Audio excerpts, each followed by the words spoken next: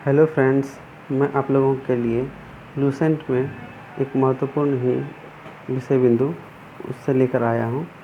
सिंधु काल में विदेशी व्यापार।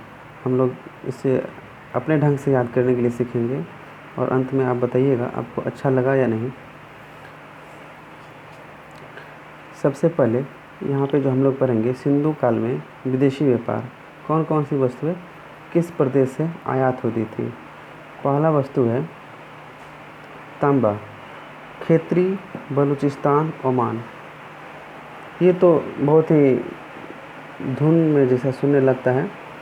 तांबा, खेतरी, बलूचिस्तान, ओमान। आप इसे एक सिनोनिम्स की तरह याद कर सकते हैं। तांबा, खेतरी, बलूचिस्तान, ओमान। उसके बाद तांबा के बाद आता है चांदी, अफ़गानिस्तान, ईरान।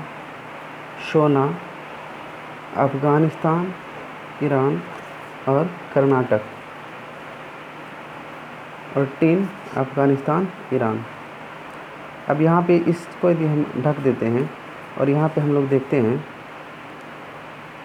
तो चांदी, सोना और टीन, ये तीनों जो है अफ़गानिस्तान और ईरान से आयातित किए जाते थे। और इसके अतिरिक्त सिर्फ सोना के लिए हम लोगों को याद करना है कि कर्नाटक। वैसे भी कर्नाटक सोना वहाँ पे अभी भी मिलता है और देश के कुल स्वर्ण उत्पादन का 98% भाग अकेले कर्नाटक राज्य से प्राप्त किया जाता है। तो हम लोग सिर्फ सोना में अलग से कर्नाटक याद कर लेंगे। बाकी तीनों के लिए चांदी, सोना, tin, Afghanistan, Iran, Afghanistan, Iran, Afghanistan, Iran, ये याद हो जाएगा। उसके बाद गोमेद।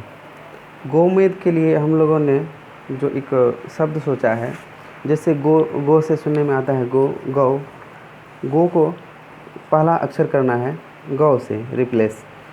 हम लोग को सिर्फ याद रखना है पहला अक्षर, और पहला अक्षर से हम लोग अपने आप उस चीज़ को याद कर लेंगे।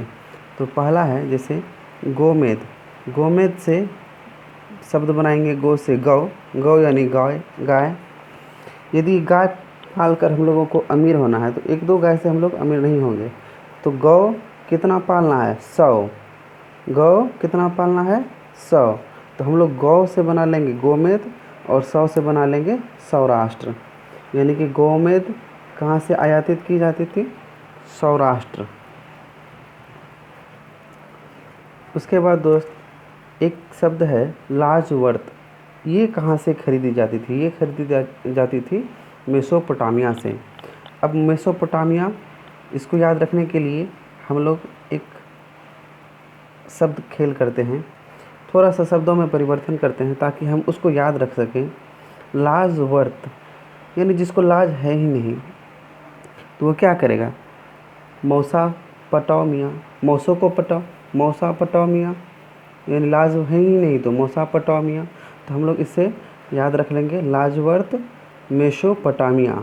लाजवर्त मेसोपोटामिया मन में रखना है। मौसा पटाओ मियाँ, लाज नहीं है तो मौसा पटाओ मियाँ।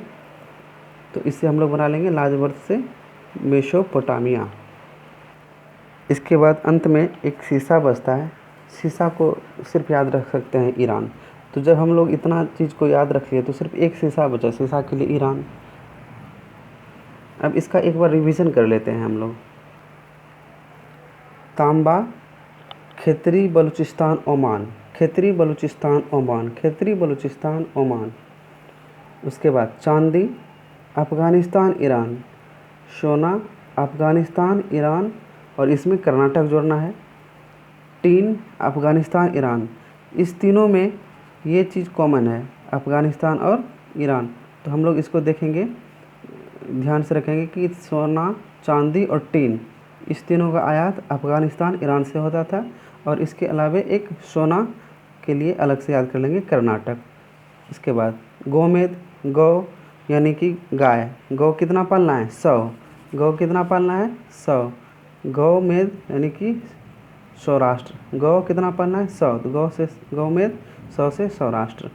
उसके बाद लाजवर्त, यदि लाज है ही नहीं तो हम लोग उसके लिए क्या करेंगे, उसको क्या कहेंगे, मेसोपोटामिया। कोई दिक्कत नहीं है, मेसोपोटामिया। तो लार्ज वर्थ कहाँ से आयातित की जाती थी, मेसोपोटामिया।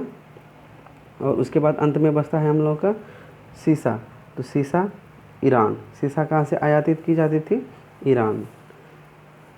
थैंक्स दोस्तों, अच्छा लगे तो सब्सक्राइब करिएगा मेरा यूट्यूब चैनल। धन्यवाद।